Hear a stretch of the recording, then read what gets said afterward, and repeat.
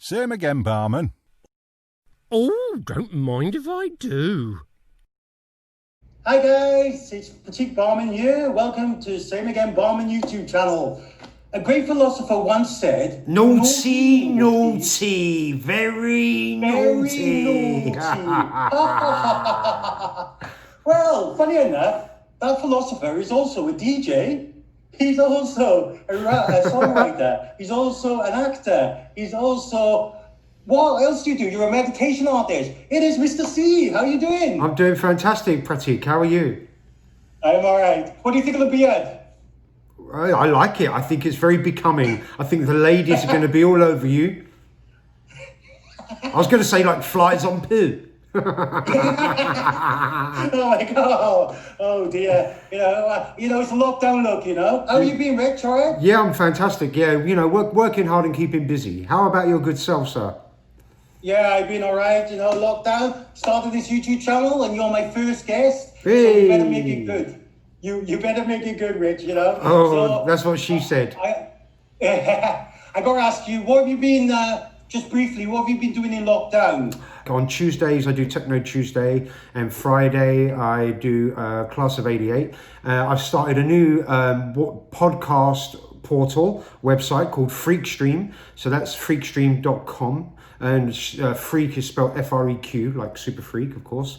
So freakstream.com, and made tons of new music. And I'm currently setting up a new home music workstation. So keeping busy.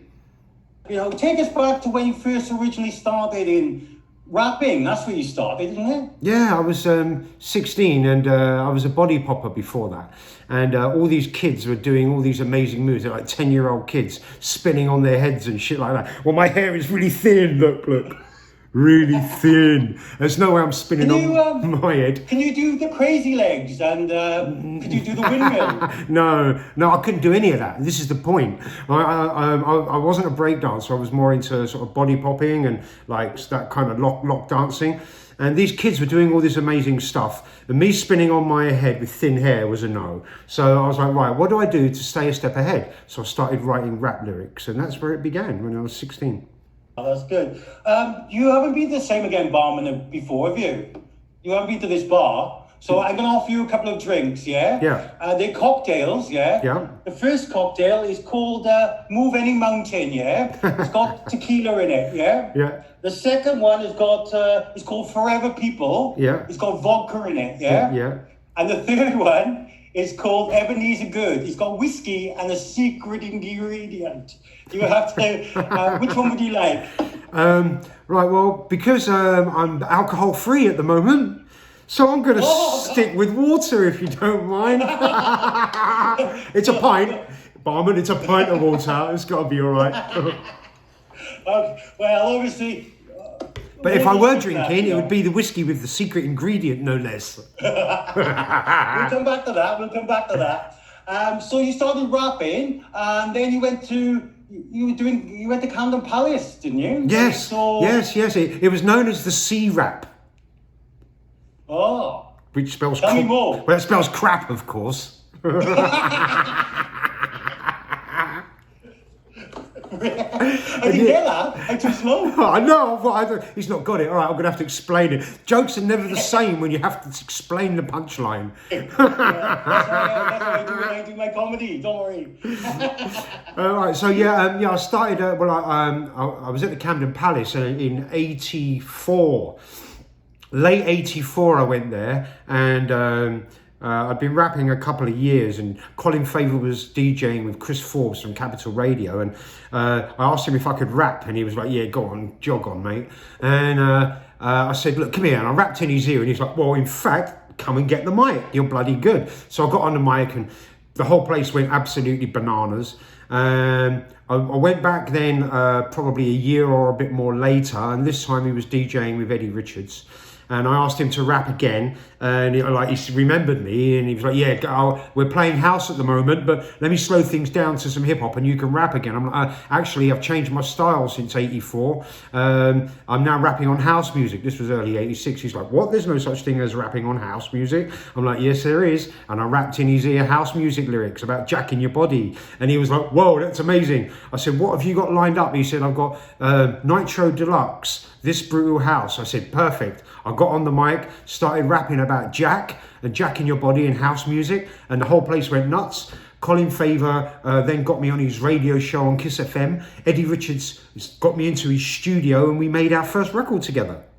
So would you say you're an innovator of house music and rapping? Well, yeah. The first rap song, hip house song to come out, I believe, was a song called It's Percussion by M. Doc, which came out in the autumn of 1987. My first record release that I did with Eddie Richards, we recorded it in '86, and we released it in August 1987. But I did a spoken word on that about meditation and positive thinking and what you can achieve. If I'd have done a rap instead, it would have been the very first hip house record ever released. So there is that. And also in '86, I was rapping at the Cricketers in Chertsey with Jasper the Vinyl Junkie from LWR, who I also did all these rap jingles with another MC called MCJC001. And I was rapping at the Cricketers one Sunday night in Chertsey, and Adonis came over and he was promoting his new song, No Way Back, which was like a Jack in House classic. And he was blown away. He was like, we've got to make a record, dude. We've got to make a record. And I'm like, when are you going back to Chicago? He's like, I'm going back Monday. I'm like, well, it's not going to happen. So maybe if I'd have done that song with Adonis, or if I'd have done a rap for Eddie Richards instead of a spoken word, I would have got the first hip house record ever released. You started doing parties then, didn't you? You started off with Fantasy, is that right? That's right, Fantasy. It started off as like a little illegal thing. It was like house party. Literally, well, it was in a flat, so it was an apartment party, and I did three apartment parties in this block of flats in Upper Holloway, distressed the whole block, which was hilarious. But I got Eddie Richards, Colin Faver, Kid Bachelor, Ron Tom, Jasper the Vinyl Junkie, all my favourite DJs to come and play, and I did 3 of those in like October, November, December to '87.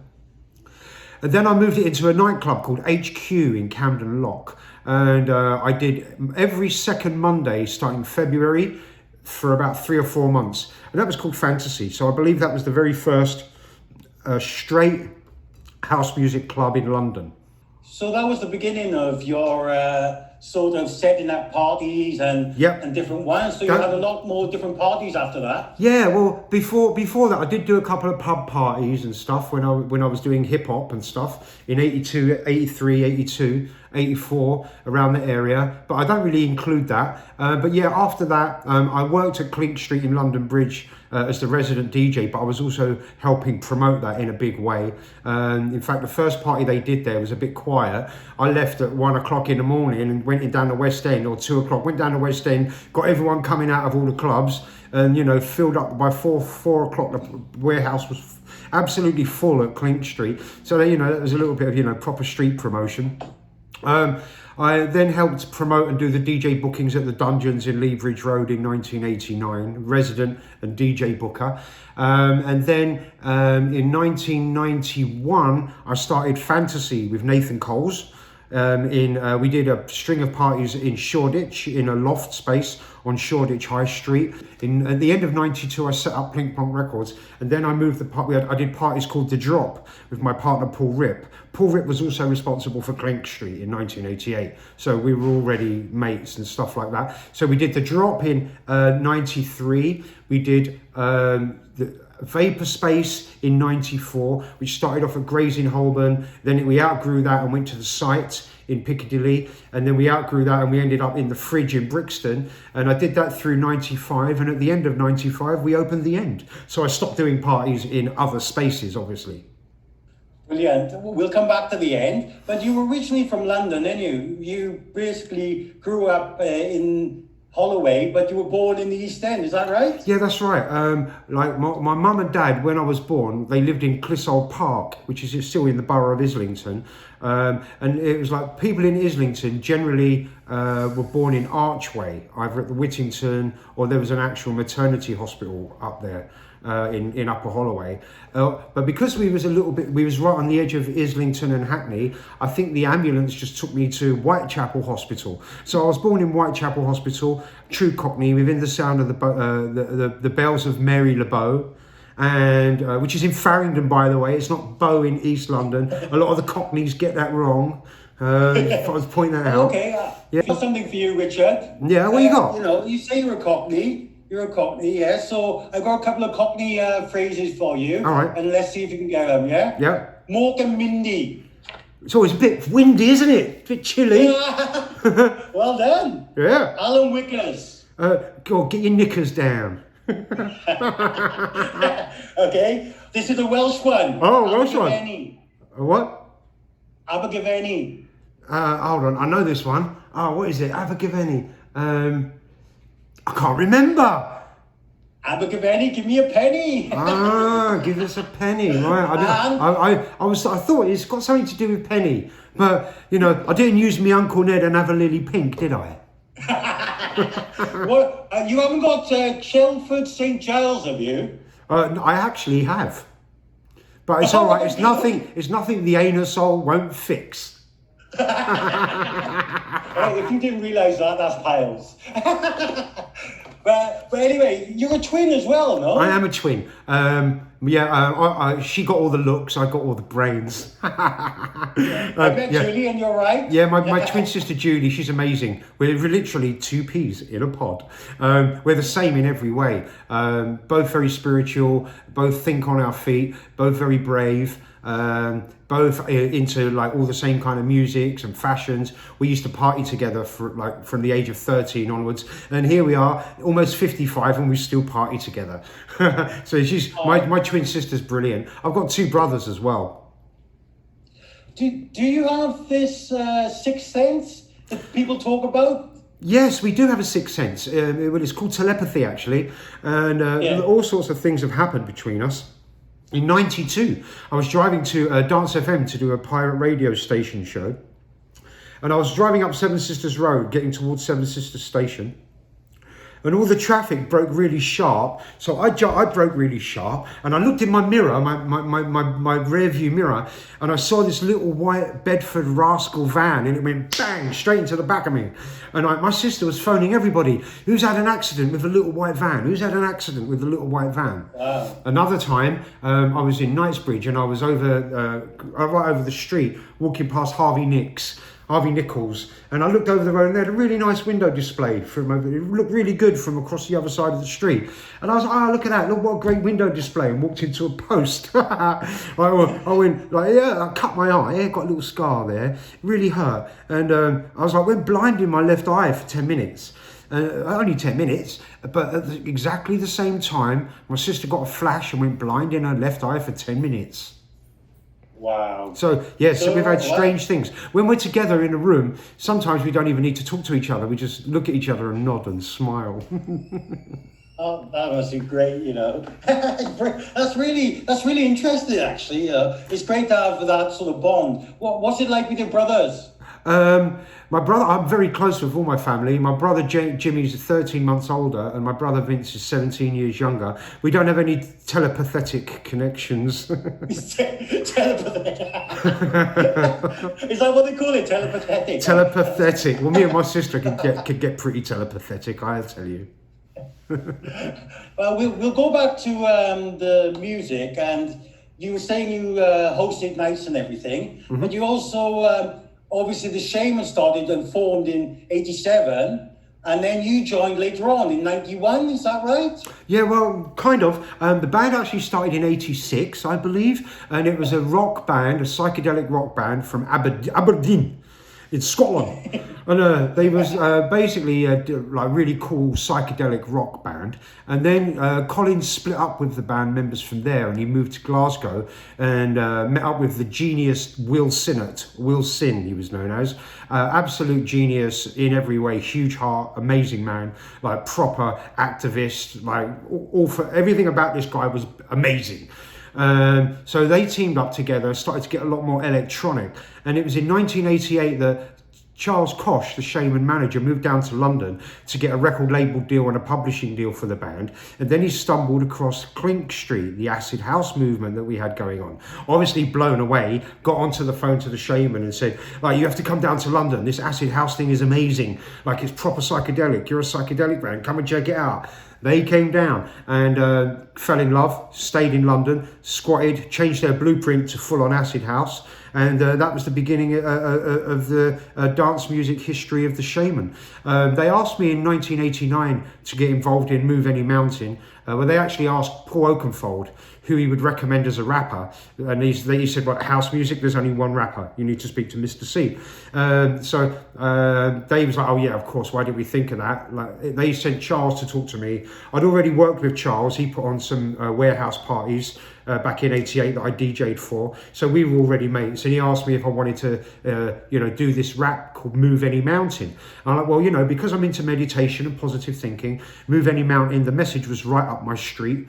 And then the band The Shaman, I liked the sound of as well. I read Carlos Castaneda's The Yakai Way of Knowledge in 1985. So I was into shamanism, psychedelic experimentation. And I thought, you know what? The band is a bit white and a bit rocky, alternative, sort of indie for me, but I can add the blackness to it. Like, the funk, the rap, the beats. And I'm going to have a go at this. So I joined and as a guest vocalist, and we did Move Any Mountain. It came out late '89, but in 1990 it was a club smash, and it got to number 53 in the pop charts. But then in 1991, after a couple more small hits, including Make It Mine and Hyperreal, the Shaman decided, or Colin and Will decided to record a new video for Move Any Mountain, knowing that it would get big.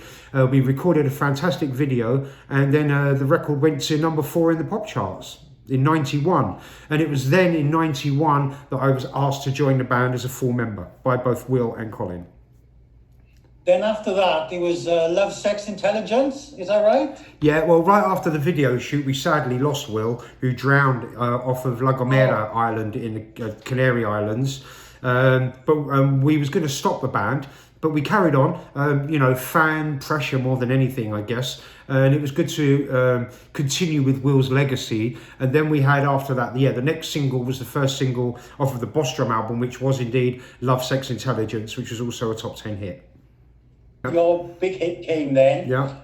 Obviously, Ebenezer Good. Yeah, Ebenezer Good was one of the big hits. Well, it wasn't our biggest selling single, actually, even though it got to number 1. And then right after that came Boss Drum, which was also a top 10 hit. And then after that, we had a Christmas top 5 with our biggest selling single, Forever People. You won the Ivor Novello Award, didn't you, for the best songwriters? Is that correct? That's correct, Pratik. We won the UK Songwriters of the Year, Ivor Novello. It's a bit complicated whether it's for 92 or for 93. Like on my statue it says 92, but on the records it says 93. But that's because the award ceremony is actually in January, but it's for the year before. So there's a little bit of confusion there. But yeah, Songwriters of the Year. There's many categories. You have like best single, best remix, best soundtrack, best ad, best album, and then the penultimate award is UK Songwriter of the Year, and that's what we won as the Shaman. Fantastic. Can I ask you, did fame change you? Did women chase you all around and want your body all the time, or? Well, that was 2 questions. Did fame change me? Yeah, I guess it changed me a little bit. I mean, it didn't. It changed the way people treated me, which then in turn changed the way I responded. So there was definitely some changes there. As for the women, I've always had girls fawning all over me, even before I was famous. So that was never an issue, I've got to say. I thought you didn't drink, Richard. I didn't realize you were so delusional. So going back to your clubbing, and you set up a club in '95, which was one of the great clubs of London, the London scene. The End. Come on, tell me about the End. Right, the End that we People who opened. don't know. Yeah, the End opened in December 1995. It took us about 2 years to build. I teamed up with the Paskin family, Leo Paskin from Leo and Bushwhacker fame, and Douglas Paskin is an amazing architect from PKS. And we went on this venture together, raised a bunch of money from friends, and opened up a nightclub. I put the last of my remaining money from the Shaman into it, which got the ball rolling. We got the investment. The bank doubled our investment. We built a club, opened in December '95, and run for 13 years as arguably the best nightclub in the world. Yeah, amazing. I went to the End quite well, a bit later, about 2002, maybe onwards. And then basically I went to the last night of the End, which was basically one of the best nights I ever had clubbing. Can you tell us about that night? The closing of the End was definitely the best night. I had clubbing too, so you're not alone. And I've done some pretty serious clubbing, from closing parties in Ibiza, closing down of other clubs around the world, like the Industry in Toronto was an amazing closing. But there was something about the End closing that was amazing. We didn't sell tickets online because each of the nights that we did at the End were having their own closing parties. And those were starting to go online for ridiculous amounts of money from ticket touts. So we decided we didn't want that for the closing. So if you wanted to come, you had to queue around the block. So we did that, and people got in queues. So that was the start of it. Yes, Pratik. Well, so I queued for 8 hours every week. 8 hours you queued? Yeah, I swear. I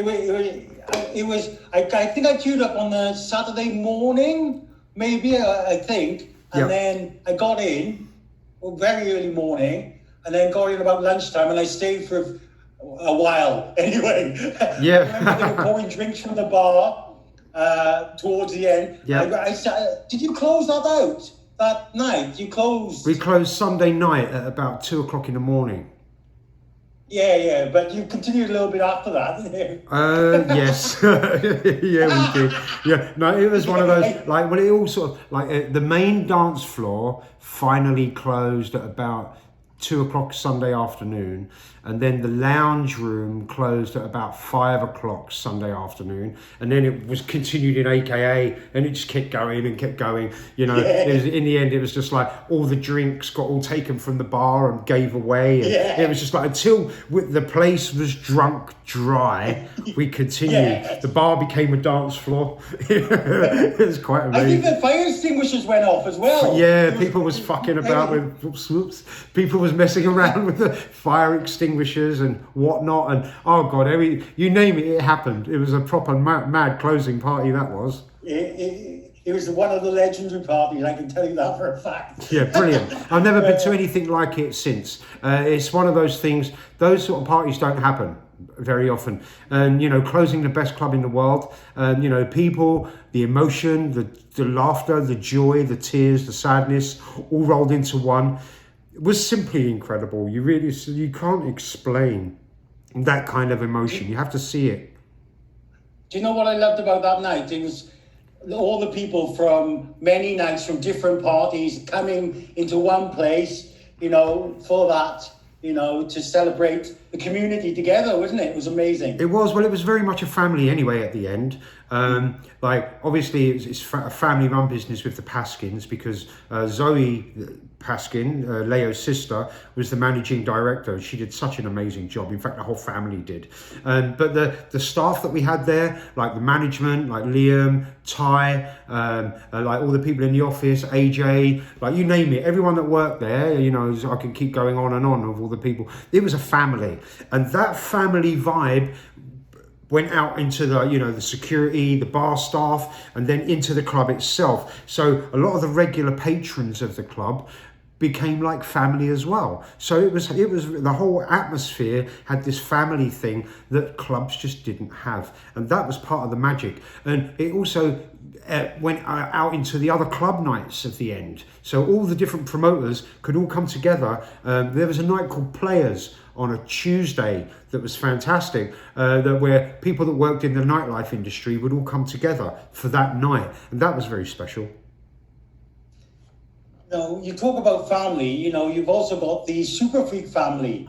The Super Freak family is extended. I started Super Freak in 2002 as a party at the end, and I did 7 years of Super Freak in Ibiza. All through the zeros, and regularly at the end, and then it toured the world. It's a record label as well. We're up into the 70s now with the releases, and we've got it's a real family. The Super Freak community is a real community, especially in London and Los Angeles are the two main communities. But everywhere Super Freak happens, it's a community. Like, people come together and it's got that vibe. And I think it's because we keep it boutique. Up until now, we try to keep it below 500 people. We have done some bigger ones, but by keeping it boutique, it keeps it real. We don't have to compromise the sound for people that shouldn't be there. So it keeps it nice, and it's a real family atmosphere.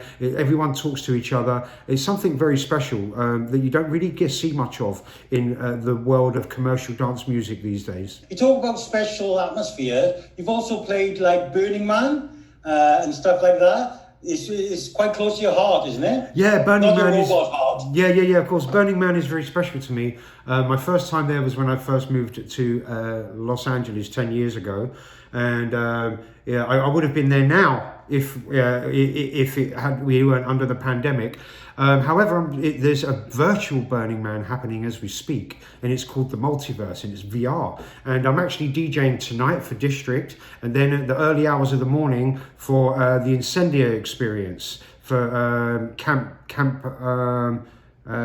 Daydream. So I'm still playing there, even though it's closed, which is fantastic. But yeah, Burning Man is a social experiment, a human social experiment where it's a giving industry. People go there to give and see what they can contribute. It's been mistaken that people think people barter with each other, but there's no bartering. It's giving, it's loving, and it's very, very special. It's all about radical inclusion, which was the name of my single last year. I did a song about it called Radical Inclusion, and the remixes came out for that earlier in this year. So yeah, it's something very special to me. For me to write a song about an event, it's got to be good.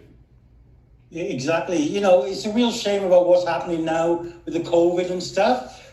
Basically, how do you think it's going to change the dance scene? Because, the dance scene is always evolving and changing. A lot of the DJs have gone online, and some say it's worked, some say it doesn't.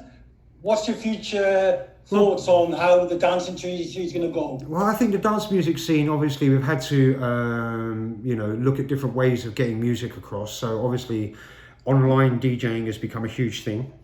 And myself, I do my 2 streams a week.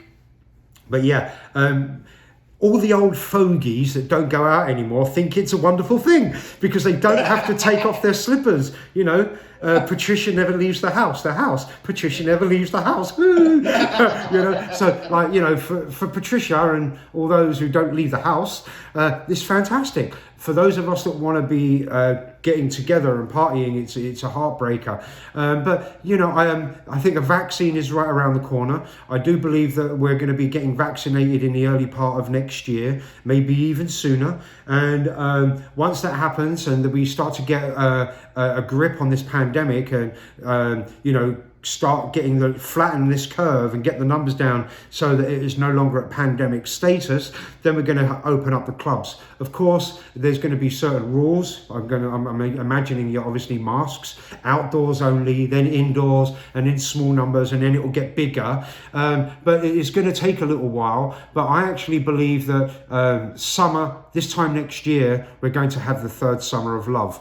All this pent up energy, people have been arguing and fighting with each other online online and everyone disagreeing and all the conspiracy theorists are losing their minds and all of us like normal people are losing our minds too with the conspiracy theorists. But I think once the pandemic is over, we'll all get back together again and share love and dance. And I think the summer of 2021, and if not, the summer of 2022 are going to be incredible. Some magic is going to happen.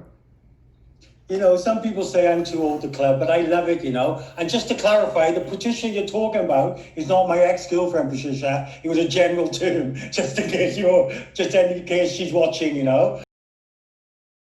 You're very hot into conspiracy theories or anti-conspiracy theories. So I've got a couple of conspiracy theories for you to see which ones are real and which ones are not. Yeah? Okay, all right, let's go. Let's go. Okay. The Beatles never existed. True.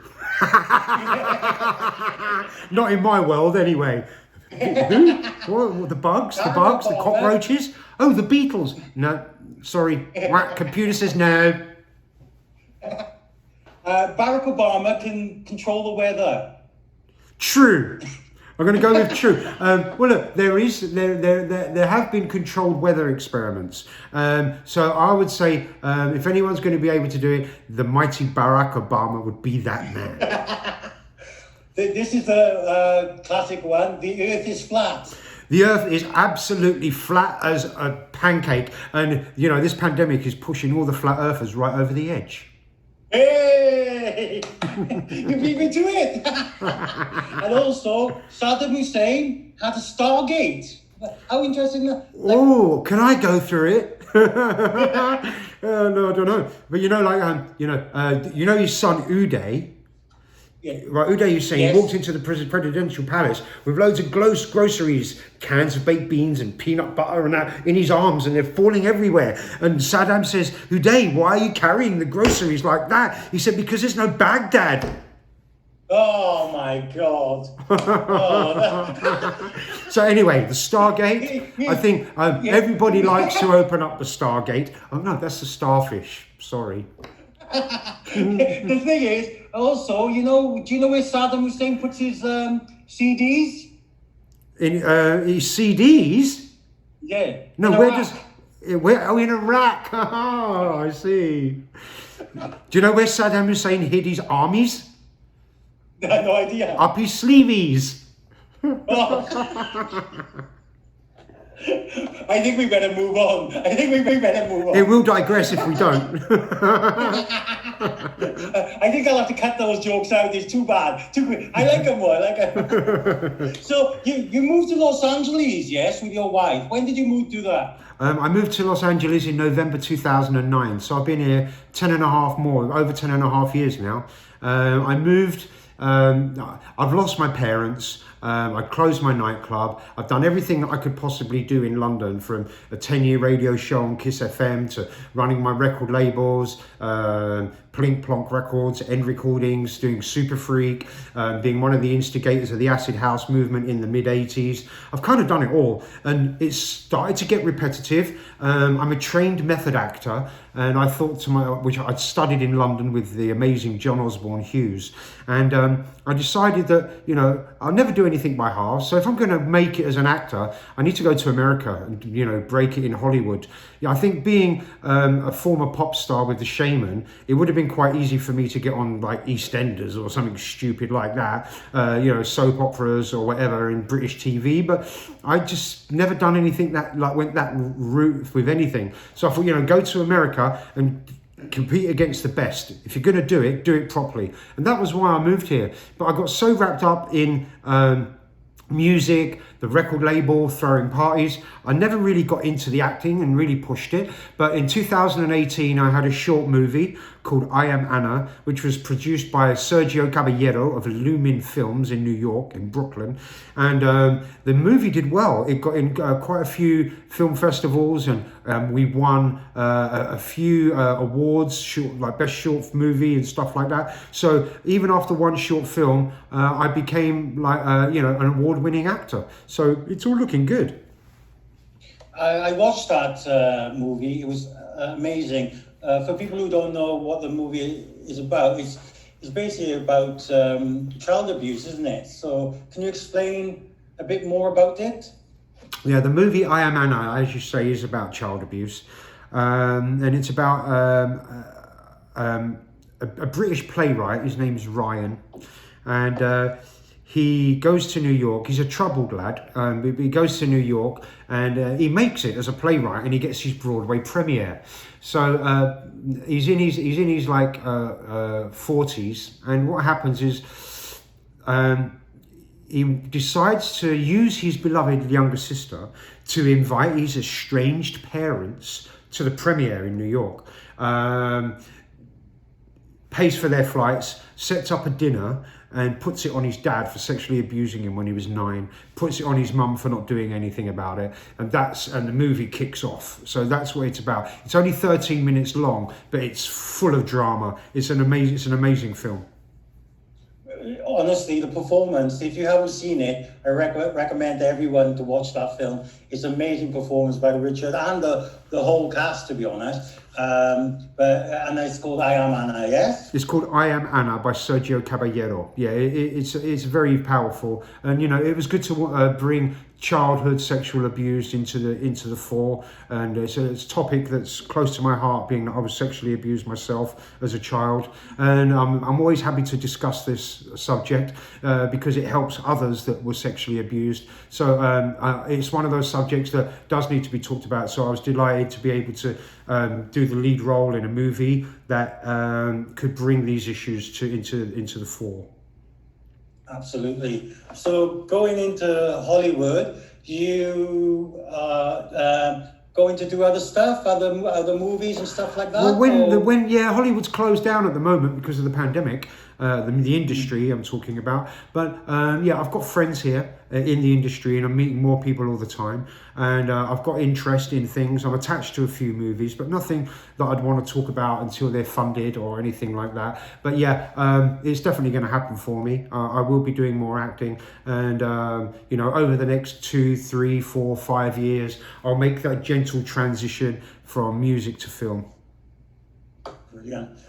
So in Los Angeles, well, I know unfortunately that you are a Chelsea fan, and I'm a Liverpool fan. So let's first. Everyone has their cross to bear. Let's talk about the goal that was definitely a goal. It was not a goal. No, it was not a goal. It was a goal. It was not a goal. No goal. No goal. The ball did not cross the line. It was a ghost goal. Well, anyway, we won that game. Anyway. You did win that game. Well, you've also you started the Chelsea Supporters Club in Los Angeles. Yes, I'm the club secretary of a supporters club here that I started called Chelsea in Los Angeles. It's an official supporters club of Chelsea FC. There's actually 2 supporters clubs here in Los Angeles. The other one is called the Los Angeles Chelsea Blues. And we split from those to start our own group. We're all one big happy family with the LA Blues, and we became official, and then they became official. So there's 2 official supporters clubs, but we're one big happy family of Chelsea fans. But I am the club secretary of Chelsea in Los Angeles. Do you think you'll challenge Liverpool next year for the Premiership? I do think we're going to challenge Liverpool. Not just because we've just bought Timo Werner and Ziyech and Chilwell and Silva has just come from PSG. It looks like we're about to sign Havertz. Not because of any of those, not because we're going to get an amazing centre half and a new amazing goalkeeper, not because of all these signings, but because Liverpool are not really as good as they think they are. Like last season, like the first half of the season, they was amazing. We were brilliant. Could have gone on to become invincible. But then this year, it all went to pot. They got beaten by 3-0 by Watford, got smashed in the Champions League, got kicked out of the FA Cup by Chelsea. And on the form that they had in the second half of the season, they would have struggled to make top 4. So I don't think Liverpool are all that everyone's making them out to be. And I don't think that they're going to win the year. I think that it's going to be another 30 years before Liverpool win the league. Do you know what, Richard? What we can do, we can discuss it in a year's time We get, you know, we'll do another interview, hopefully live, you know, between each other. Yes. You know, we can meet up and we can discuss it. You know, maybe watch a game together. It'd be interesting And to watch see Chelsea how lose. well this conversation aged. So, you've been brilliant guest on the first Same Again Barman. Is there anything you want to add? Anything I Yeah, missed? same again, please, barman. I got that, what to call it, Ebenezer Good View. So there you are. Thank you very much, Richard. It's been brilliant. Absolute pleasure, my brother. Good to see you, and I look forward to seeing you in the flesh once the madness is over. Okay, great. But not literally in the flesh. Keep your clothes on, Take please. care. I'll try. All right, nice to see you. Take care. All right, Yeah? Pratik, you be well. Look after yourself, my brother. Cheers. Cheers. Bye-bye.